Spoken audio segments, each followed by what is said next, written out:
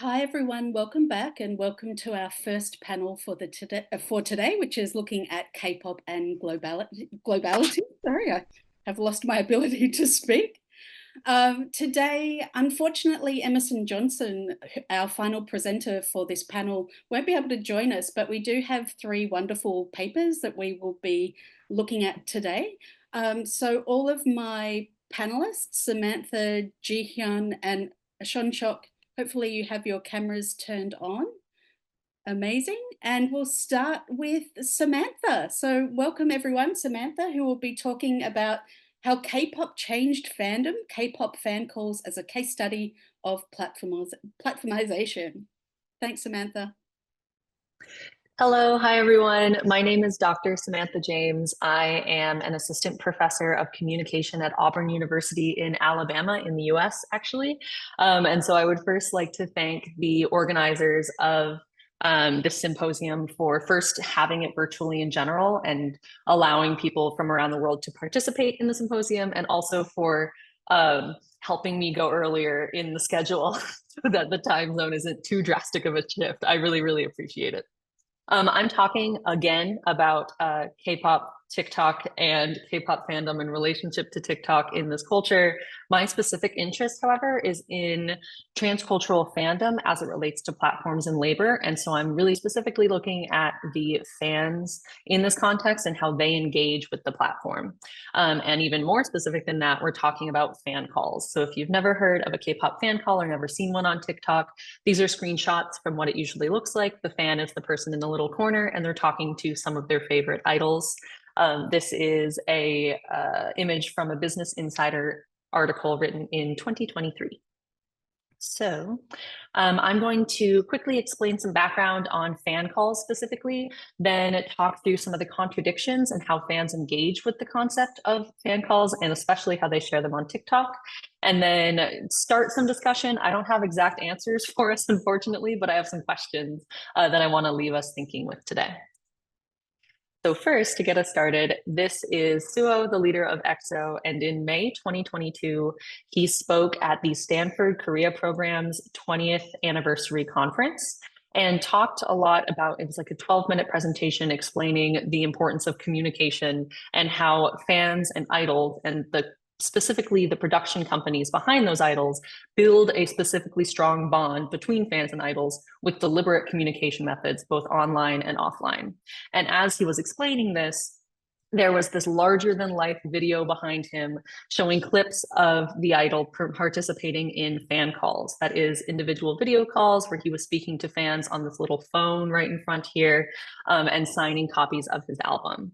And so this practice really became popularized during lockdown orders during the COVID pandemic, or the start of the COVID pandemic. And it also changed some of the shape of fan participation, because all of a sudden international fans who couldn't make it to Korea for in-person fan signs where they would get to meet their favorite idols and have their album signed and have a little moment of interaction could suddenly have this interaction online and do it from anywhere in the world. And so that changed this dynamic of fan participation a little bit. And it also changed the shape of parasocial relationships within K-pop fandom. And so a parasocial relationship, one being, in fan studies, it kind of is changing its definition these days, but one that is meaning more or less a one-sided relationship almost, where the fan feels as though they are close to an artist, even though the artist doesn't necessarily know the fan personally. That is more and more built upon when you're having almost this one-on-one FaceTime call with an artist, and it feels like a personal one-on-one interaction. In practice, however, these are not one-on-one calls in real life. As you can see in this image taken from an all K-pop article written in 2022, the artists are surrounded by technology, surrounded by staff, surrounded by production managers, making sure that everything is running smoothly. Usually the fans speak to the producers or speak to the managers before they speak to the artists or the idols. And so they're having a very mediated conversation despite this sense of privacy that they're having. Another thing to note is that production companies then go to great lengths to limit fans recording fan calls. And this I'm going to touch on in just a second, but a lot of it is due to the platform limitations that fans are asked to use when participating in these fan calls.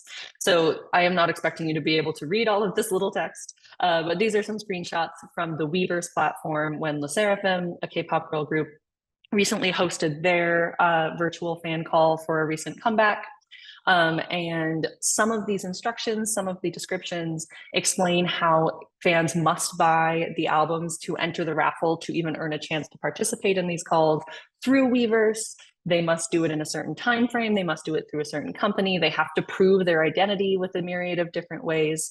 And then when they get on the actual call itself, it's asked that they do so via the KakaoTalk platform, which is a Korean hosted platform with specific limitations and affordances to that platform, meaning that in some instances, you can't screen record while you're in a video call. You can't audio record while you're on this video call, especially if you have headphones in. And so there's certain limitations to the app alongside these explicit limitations that the production companies give so that fans do not sell their fan call opportunities.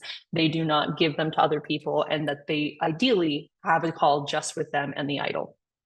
In practice, however, that is not what happens, and fans have come up with really creative ways and sourced information from one another on how best to get around these restrictions, record the fan calls that they're having, and share them with the fan community.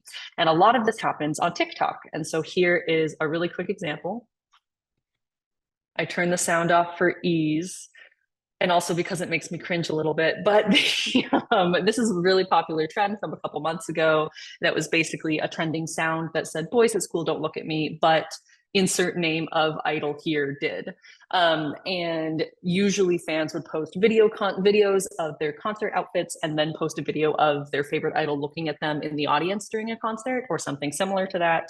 But this example with this fan took it even a step further. So she actually had the idol say, "Oh, but I did," when she said, "Boys at school don't look at me." So we're even pushing back past these boundaries even more. And of note here is that this proves that a lot of the time the idols know that these videos are getting shared outside of their one-to-one conversations and on public platforms, especially across TikTok. And so this is where my research comes in. This project is pulled from data that I collected as part of a year and a half long data collection period, both here in the US and in Seoul, South Korea.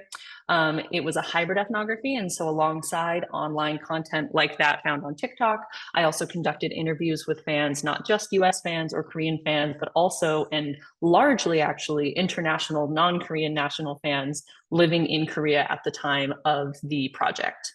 And so it really captured this snapshot of what was happening in the moment and how fans felt about one another and their practices of sharing content like this on TikTok.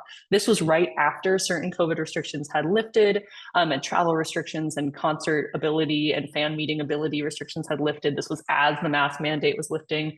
And so we were beginning to see this transition into in-person fan meetings once again. But alongside that, a lot of the industry maintained the virtual option because it was so popular internationally, especially. But because this is really just a snapshot of this image, the ongoing data analysis that I'm still doing is added to with some new challenges like ongoing TikTok bans. On my home institution, for example, TikTok is banned on campus Wi-Fi, same with a lot of different institutions in the US. And a lot of the localization, regionalization, globalization stuff that we've been hearing earlier on today, and I'm sure we'll hear more about later on today. But all of that being said, the emerging contradictions that I'm most fascinated by so far in this project is this dual practice that fans engage in when sharing content from these fan calls on TikTok. Primarily, they sort of self-commodify. And so fan calls are designed, like I said, to feel personal as though you're talking to a close friend. This is one of the screenshots from that article I mentioned earlier. And the story that goes along with that describes how this TikTok video specifically went pretty viral because it felt like it looked like two friends gossiping to the public eye, to people that were outside the conversation. But in practice, fans usually pay thousands of dollars to have this 30-second to 3-minute-ish, that would be a really long one, fan call with one idol. And so you are actively participating in this practice that the industry expects you to do to be a good fan according to that regulation. On the flip side, then, by sharing that content on TikTok, fans are challenging and subverting those expectations a little bit. And so, despite these regulations or platform limitations saying that you shouldn't share content like that, or it shouldn't be visible to anyone else at all, fans have created these really informational economies of sharing best practices, or don't learn from my mistakes, don't do what I did, do this instead, on that one hand, which is a really positive, interesting sign of subversion. On the other hand, though, fans set expectations for one another's behavior and self-police one another. And so they hold each other accountable to rules that are community driven and community decided upon, but that leads us back into a lot of the other issues that we see in fan studies and K-pop fan studies and transcultural fan studies in general, with things like doxing and bullying and people getting shamed for the way that they spoke to an idol, or people participating in certain actions because they know they're going to share it publicly and they know that that might go viral, or they think that might go viral. And so it brings up all of these different conversations. Am I out of time? Is that why you pop back in? Oh, you can. We have a bit of extra time because we don't have Emerson. So if you want to take another minute or so, that's okay. I'm so sorry. Thank you. So in conclusion, the public-facing, community-driven, and replicability of platforms like TikTok are changing the shape of current transnational, transcultural, international K-pop fandom specifically, but obviously other fandoms more broadly. And I want to end on another quote that Suo of EXO said while at Stanford, which was, "I watch them all the time, every day, every night." And this was talking about dance challenge covers of EXO songs on TikTok. Terrifying. Anyway, thank you so much. Thank you so much. That was so interesting, Samantha. What an interesting topic to discuss today. Before we move on to our next panelist, I would just like to once again offer our apologies that Emerson Johnson won't be able to join us today. That does mean that we will have some extra time for Q&A though at the end of this session. So please feel free to leave some questions in our Q&A function, or you can DM us on X as well if you would prefer. But now I would like to move on to our second presenter for the day, Jeehyun Jenny Lee, whose paper is titled Transnational Intimacy, Theorizing the Korean Wave on TikTok through Transnational Korean Women Content Creators. Thank you, Jeehyun Jenny Lee. Hello, everyone. Thank you for joining us today, and thank you for the organizers for this space. I'm happy to discuss my work on how Korean women content creators are facilitating the flow of Korean culture on TikTok today. So before I begin, I would like to give you a brief background to the study. I came across this quote that you see on the slide while I was conducting my digital ethnography on Korea-related content on TikTok. So the comment reads, "Why do we suddenly have so many videos of Koreans explaining Korea on TikTok? No hating, just curious." The curious user is referring to the numerous videos on TikTok, hashtagged with Korean TikTok, Korean culture, and Korean to name a few, which you might have seen in your own TikToks scrolling, which have become quite popular on TikTok. Statistics also tell us that Korean culture is trending on TikTok. In the beginning of 2023, hashtags such as K-pop, K-dramas reached more than 400 billion and 200 billion views, respectively. And alongside pop-related content, educational content such as hashtag Korean culture videos are also doing very well.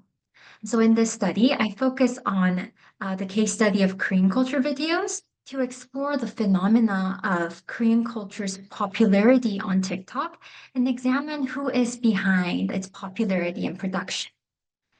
And I mainly focus on transnational Korean women content creators who are Korean women located across the globe, and in my study mainly in Anglophone social media context, who produce content about their Korean identity and culture to a global audience. And so I look at how they participate in the hashtag Korean culture trend, how they popularize Korean culture on TikTok, and also how they take advantage of the popularity of Korean culture.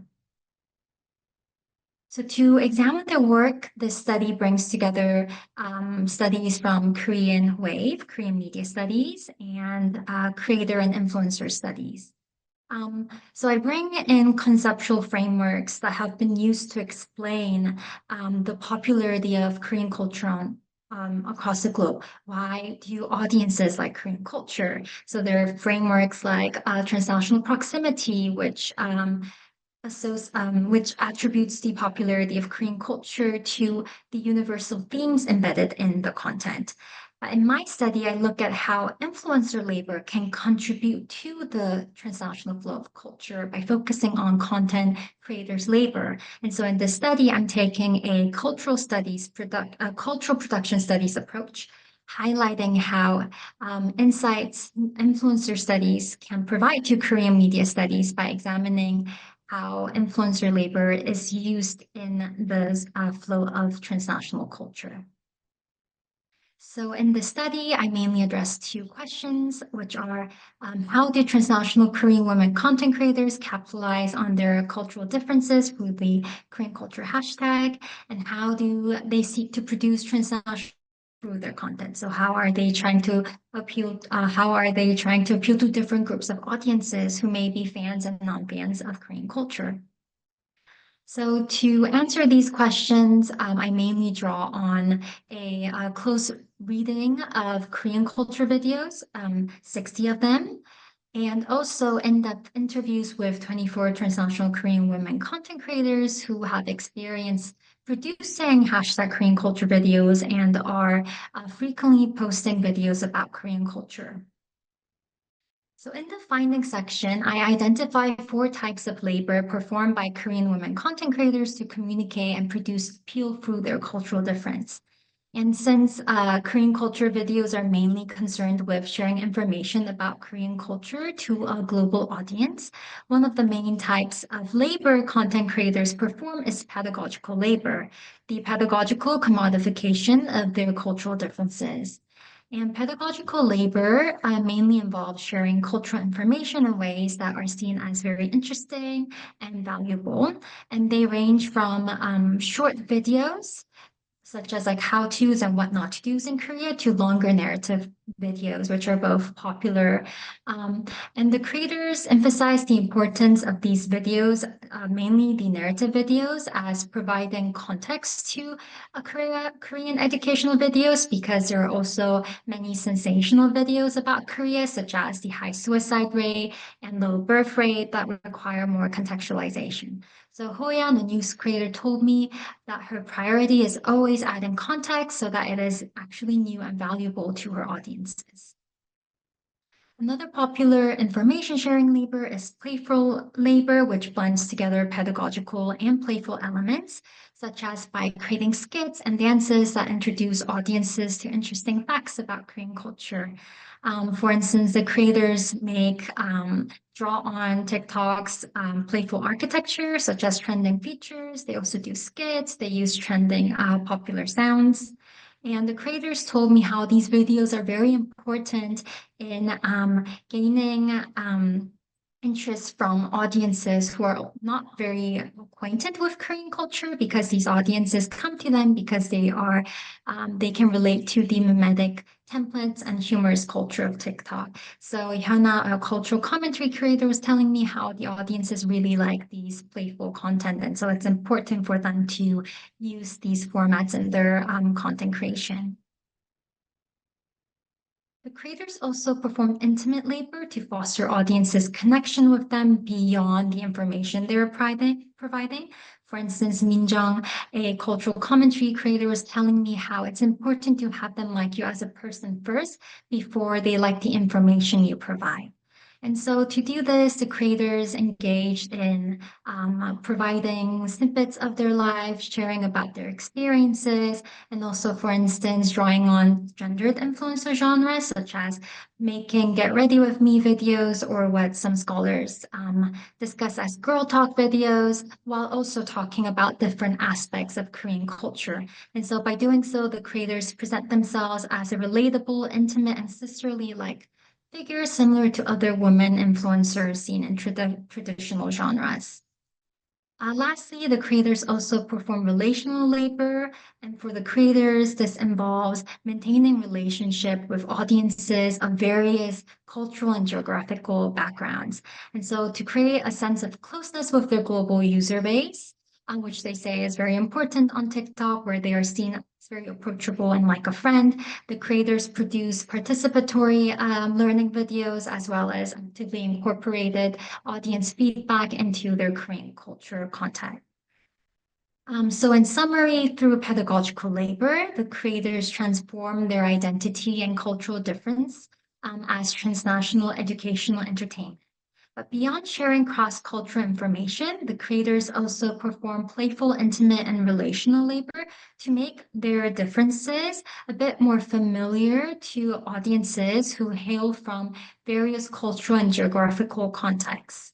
So through these different modes of communicating, I argue that the creators perform transnational intimacy, which is the transnational commodification of creators' identity and cultural difference in ways that are consumption worthy and interesting to global audiences, while giving the audiences a sense of closeness with the creators. So while many theories have been proposed to describe the global popularity of Korean culture, such as cultural proximity, hybridity, and transnational proximity, the study proposes transnational intimacy as a framework and highlights the role of influencers in making Korean culture intriguing and appealing and relatable to various groups of audiences. While intimacy should not be romanticized, and it's not a solution to bridging differences online, this study identifies it as a symbolically meaningful strategy in facilitating cross-cultural communication and understanding of cross differences on social media. Thank you for listening, and I look forward to your questions and feedback. Jeehyun Jenny, that was wonderful. Thank you for sharing your research with us today. Once again, before I move on to our final presentation, just a gentle reminder that Emerson Johnson won't be joining us, so we will have extra time for Q&A at the end of this next paper. So please feel free to leave your questions in the Q&A function. But right now I would like to present, maybe introduce is a better word, our last presenter for this panel, who is Ashonshok Kachui.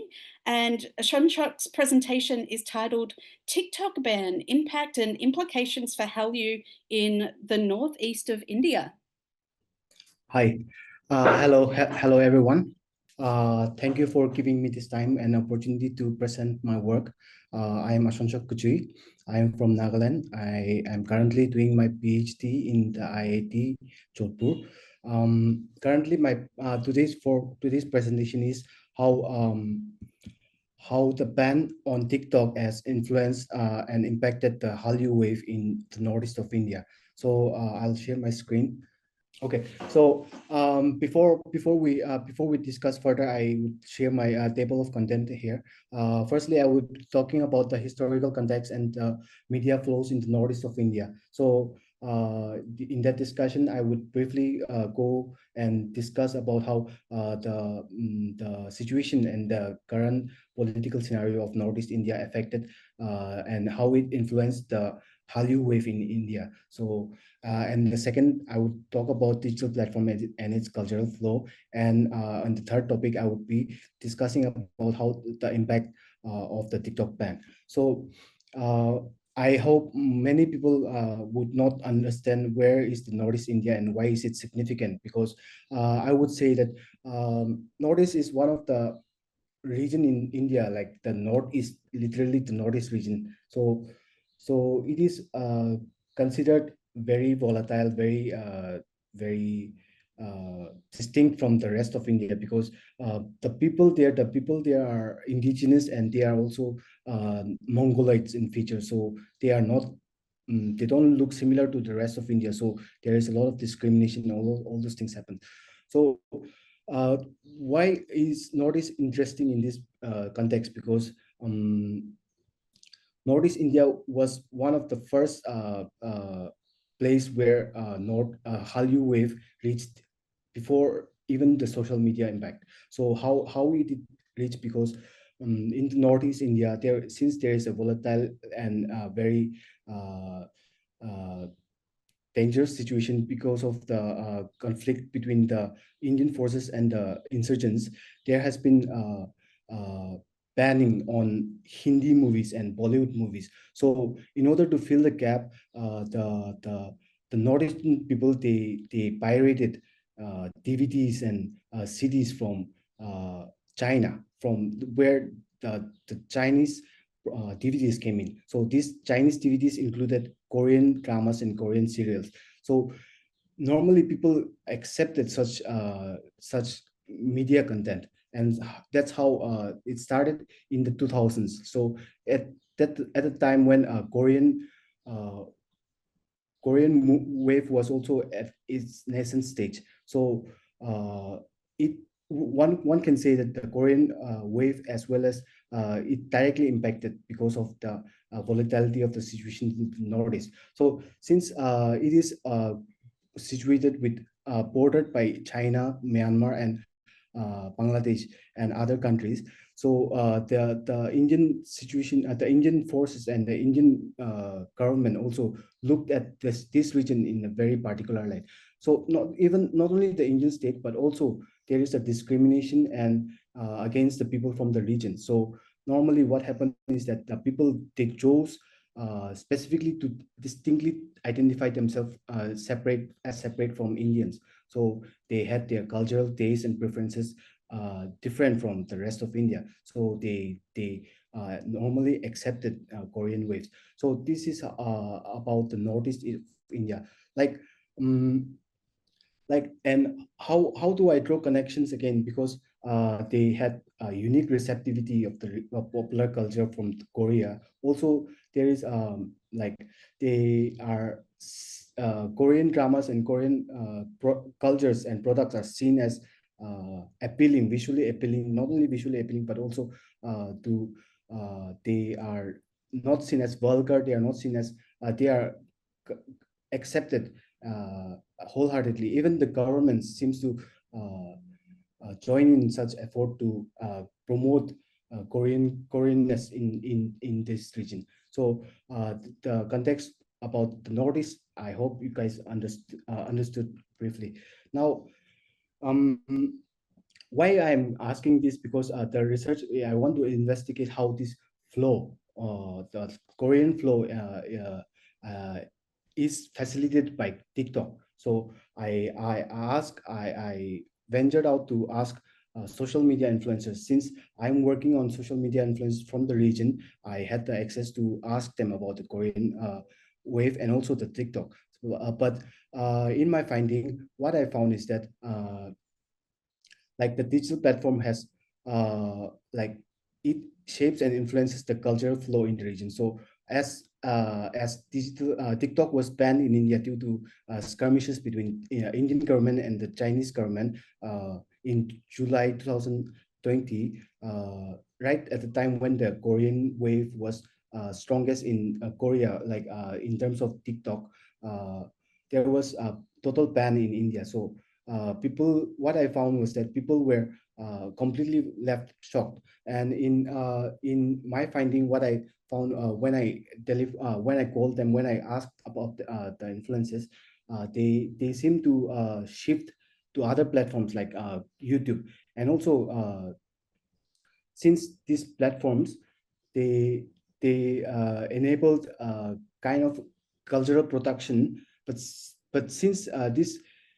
ban has since this ban, there has been some decline in the production of such production and consumption of Korean dramas and Korean serials and Korean product. So what I found was that people were shifting in cultural preferences as well. So, but in order to thoroughly investigate further, I asked specific questions, and what I found was that uh, the people they were suddenly affected, and there is a two like uh, generation of influencers after the pandemic. So what I also found in my other studies was that after the pandemic, only then people were accepting these digital platforms, and they were also engagingly participating in production as well. So with the TikTok ban, there was a shift in other platforms like Instagram and YouTube, but Instagram and YouTube did not curate the same digital cultures as TikTok. So what happened was that they had explored other options. So when I asked them what happened when you stopped using TikTok, they said they started exploring other cultures. They also still followed their favorite Korean pop Korean people, but still then they had no other choice but to get on other platforms. So these changes in platform affected how they consume their culture, and how this affected the whole scenario and in K-pop in Hallyu as well in the Northeast. So like the participants, they also responded how there is no impact, since this research is conducted after 4 years after the ban. There is visibly the effect has been lost in that time period. But what I found was some respondents still followed their idols, and also they mostly they say they were not affected by the ban, maybe because of time frame. But what the discussion was that TikTok ban has no impact on their cultural preferences. That's what I learned. Also, for conclusion and discussion, what I want to say is that like the Korean wave in the northeast of India is very significant for how it affects even like how the current situation, the political situation affects the cultural preferences and tastes, and also how this uh, like the ban on certain platforms can impact how people perceive or view cultural products, and also how these frameworks in regulatory frameworks, how it evolves and creates a kind of a cultural hybrid where people do not associate with one single particular fan following, and they get into multiple things like that. So these are part of my observation and my research work. Thank you for having me in this part of conference. Thank you so much for joining us, Ashonshok. It's so interesting to hear about how the lack of TikTok is impacting popular culture, something I think that I personally haven't really thought that much about. So I appreciate hearing about your research. We have lots of time here for Q&A today with our three amazing panelists. I have had a couple of messages come in on DM on X. So I'll start with that. And my first question is for Samantha. And our question is, how much do idol agencies or companies allow some of these fan recordings to stay online to stimulate desire or interest? Is there any research or fan conspiracy theories that you have heard? There's certainly plenty of fan conspiracy theories. I am struggling to think of academic research on it off the top of my head because it would have come from y'all. So, but um, fan conspiracy theory wise, yes, absolutely. It's like an ongoing known thing that many K-pop fans claim to love the artist, hate the company. And so there's almost always this ongoing assumption that the companies are doing it with only monetary reasons in mind, which might be true. They are a business. I think that is a great explanation for why many of these videos stay on TikTok for so long, even if they go viral enough that it's pretty much inexplicable. Like, it's impossible to assume that the companies didn't see it, or if the idols even know the references, it's very hard to assume that they don't know what's going on. And so I do think that there is a very high chance that there's people letting this kind of just don't say anything about it and we're all just going to let it slide situation. Where this comes into issue is when fans call each other out, and there's always these like scandalous articles written about this where fans call one another out for the way that they're speaking to idols in fan videos or these fan call videos, and that's usually when these regulations get brought up again in conversations, and okay, you shouldn't be allowed to film this. It's because we're getting away with it that people think they have the right to say these kind of things. And so I think that ends up adding fuel to the fire. Thank you so much. Our next question that was received on X was for Jeehyun. Is transnational intimacy specific to TikTok, or does it play out on TikTok in specific ways? How may TikTok's features or affordances feed into your framework? Thank you for that great question. So transnational intimacy is not specific to TikTok, but it is very uniquely unraveling on TikTok based on my observation. And first is that according to the creators, there's a lot of K-pop stans on TikTok than other platforms. So they feel like TikTok is like a gathering space for audiences interested in Korea-related content. Also, a lot of the popular format on TikTok, such as, playful content, skits, these type of content, they're also now increasingly migrating to different platforms because content creators are cross-posting across different platforms. So we do see similar formats that we see on TikTok, also on other platforms.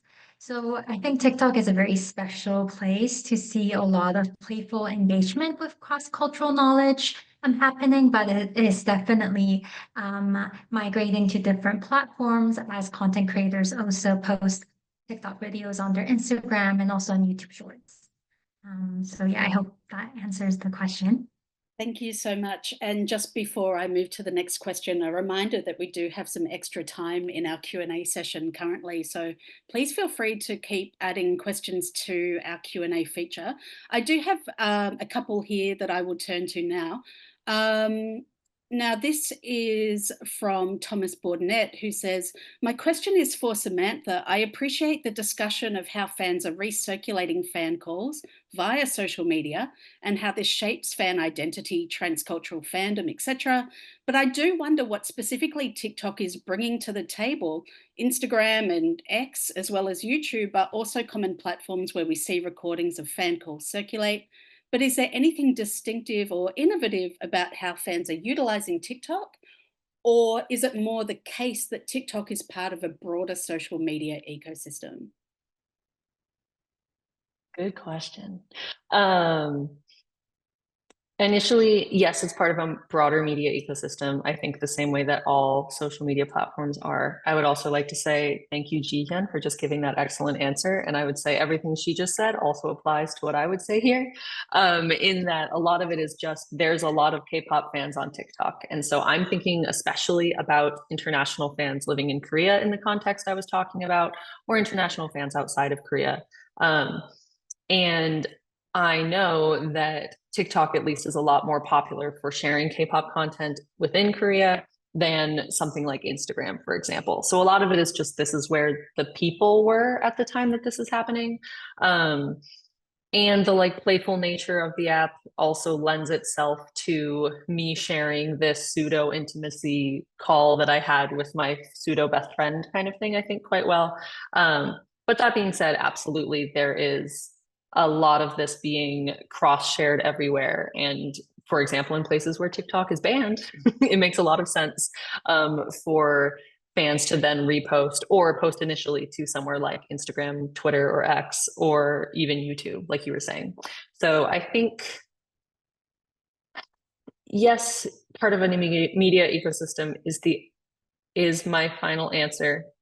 The only other thing that I was thinking about, because I had the chance to read your question before we started speaking, is the trendiness of how sounds on TikTok move from K-pop, the K-pop side of TikTok to non-K-pop TikTok. And you don't see that as frequently with other platforms. Like on Twitter, you'll see K-pop tweets if you're not a K-pop stan, but it won't have the same, like, people don't know that the song was a K-pop song on TikTok quite frequently. And so I think that like sneakiness also lends itself to as an affordance of TikTok in K-pop TikTok in general, but I don't think that's necessarily related to fans posting their fan cams on there. Yeah, thank you. Thank you so much. What a great question. For Jeehyun, from a gender perspective, do you think there would be a significant difference with respect to transnational intimacy between Korean women content creators and Korean men content creators? From an age perspective, is there a significant difference regarding transnational intimacy between younger and older Korean women content creators? A lot of questions to unpack there. Yeah, these are really great questions. Thank you. So this was a part of my dissertation project where I mainly purposefully focused on Korean women content creators because I was interested in their gendered experiences. But from my just like observation on TikTok, I would say that Korean men and Korean women have very different styles of forming kind of intimacy with audiences. And so for Korean women content creators, their intimate labor is very much gendered because they try to present themselves as a sisterly figure. So you would see many of the content creators frame themselves as like your favorite Korean 언니, like your favorite Korean sister, you know? And some of them explicitly call their followers like 동생들, like younger siblings. So there's that kind of like sisterly figure that they're trying to cultivate. And there's also that gender dimension of sharing a lot about what's happening in your life and these like cultural informative videos of like what their family went through or what, you know. And so there's a lot of like disclosing personal facets of oneself, which I didn't really see as much in the content by men creators. And so I think that is something to know. And in terms of age, out of the 24 content creators, two of the content creators were above 40, but the rest were in their early 20s and 30s. And so when I see what they're doing, like not just beyond the interviews, when I see their content, a lot of the younger creators engage in what I discussed in this study, you know, engaging in traditional influencer genres, like for instance, like get ready with me, like putting on makeup. But the two creators in their 40s didn't really do that. I think maybe they just didn't want to, and they didn't really feel comfortable in participating in this very a beauty content. But they did more of like they kind of tried to make this like very older sister kind of feeling. So they spend a lot of time engaging in relational labor with their audiences. And so, for instance, like with they want to like stand in for their audiences. And so one creator, she creates a lot of content about like, for instance, like race issues in the US related to Asian people or controversies in South Korea related to diversity because her audiences really want her to. So there's more of that like incorporating her younger audiences feedback into her content.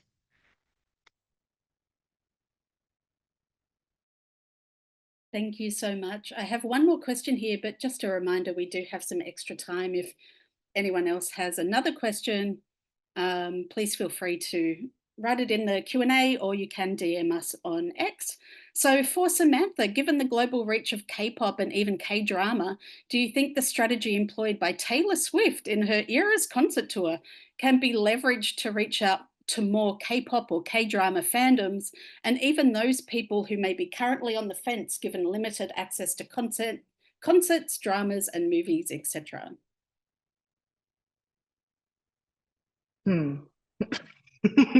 I love this question. I don't know specifically which strategy of the Eras concert tour you're describing, but what this makes me think of is first the ability for virtual concert streaming that got really big during COVID lockdowns, and that was really when not exactly when, but around the time that K-pop companies started launching these virtual platforms for fans to live watch concerts. And even in person still, you see people, I did this a couple times, who didn't get tickets to the concert, go to the nearest cafe to the venue, and you would just have hordes of fans still watching the live stream so they could feel the sense of closeness physically, even though they were participating virtually.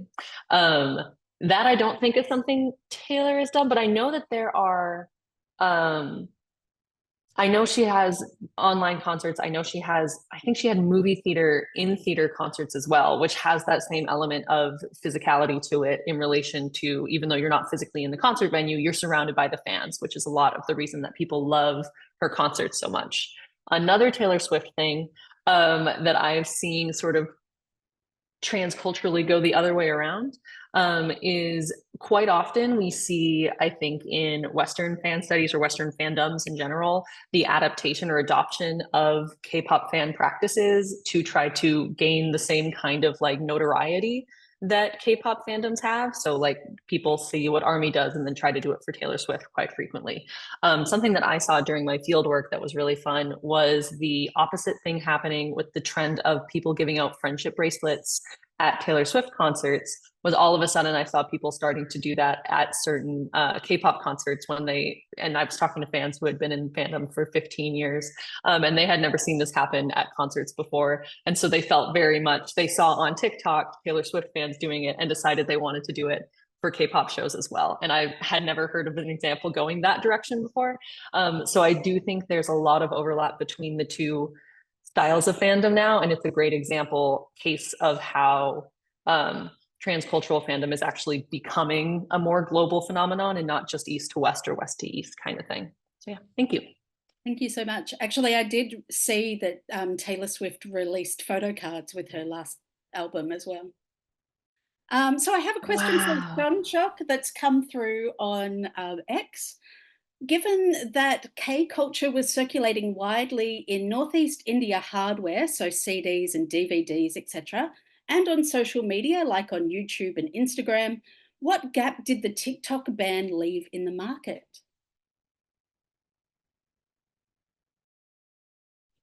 So in order to answer that, I ask since my research is on social media influencers, what I ask them when I ask them, half of them like the person, they did not use TikTok. So at the time when TikTok was already famous in India, while it was not banned, the influencer culture was not so prevalent as it is today in the northeast of India. So TikTok did not had a huge impact on the ban. Did not have an impact.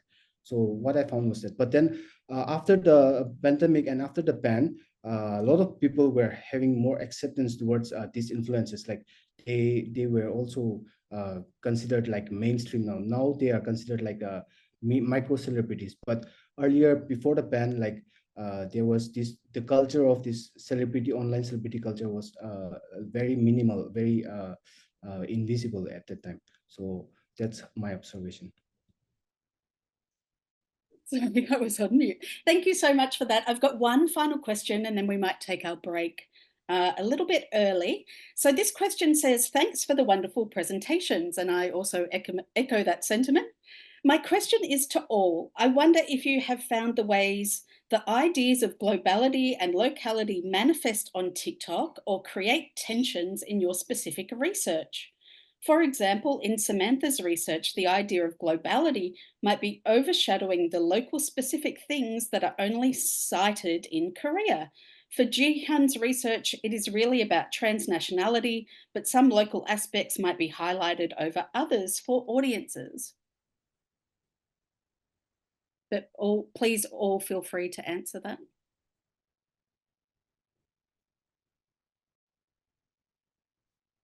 I'll start unless anyone wants to. Okay. Yes, absolutely. Specifically in the context that this project is focused on with the sharing of fan calls internationally, because so many of these fan calls especially the ones that are currently contemporarily shared, are with international fans, that is going to emphasize a globality. In contrast to the in-person events or even some of the more local Korean fan calls that are being held that are circulated on slightly different platforms or in slightly different ways.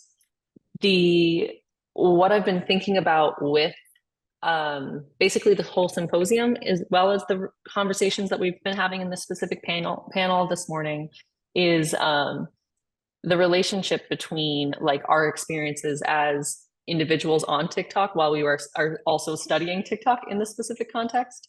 And so thinking about the different affordances and the way that the localization affects you. And I loved hearing from the people from TikTok's local teams, and that's not correct, but close enough. TikTok local teams earlier today, and about how the algorithm might feel different, or there's certain rules and regulations that are in place in different places, and how specifically local they make it. And I do think that's a really cool, really unique thing that TikTok is doing, counter to a lot of other social media magnates. But I have noticed in my own research that the second I got to Korea, I was immediately confronted with all of this media that was exactly the banal style stuff that we were seeing of, here's a day in my life, I'm going to get my ice cup and fill it up with my Americano and then add my hazelnut or add my banana milk to it kind of thing at the penny jump. But then the other side of this fan content, and I noticed this like drastic shift between, I don't want to admit that I'm a foreigner in this context studying K-pop or who loves K-pop, and versus it's so fun to live my daily life in Korea. And so experiencing that as a person as well as a researcher was really fascinating. And I think the way that TikTok shaped itself to us and our experiences and what we watched and engaged in alongside what we were studying is really interesting to see. Does anyone have anything to add to that? Like it's in different contexts, but what I want to add is that like the TikTok ban in India like has been a very political one. Like it has been politically motivated, and even though it did not affect the cultural the digital consumption, because people shifted to other platforms. Even the banning of such platforms actually like diversified people's content consumption. So for one thing, what I understand was that people were actually getting more engaged with TikTok Korean waves, but the sudden stoppage directed the interest and the consumption of the people. So that's what I want to add in that in this discussion. So thank you. Thank you so much. I think you've raised a very important point there about the political aspect of the TikTok ban.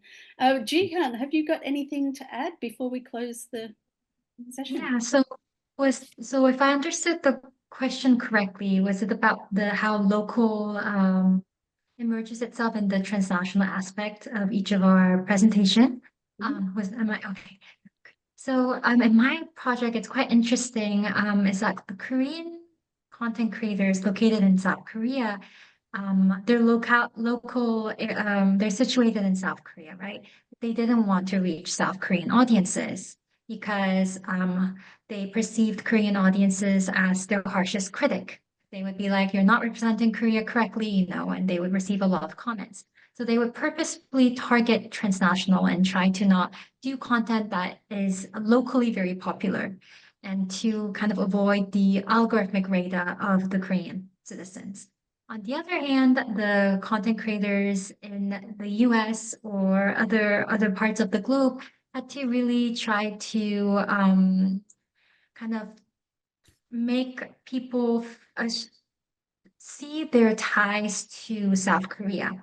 And so many of them tried to make trips to South Korea to show them like what to do in Korea, film vlogs, because also many of them were kind of challenged, like why are you creating content about Korea when you're not Korean, So there are various ways in which they try to present their ties to the local by making expensive trips to South Korea, but also by trying to really build credibility of their like Korean identities and ties to the local culture.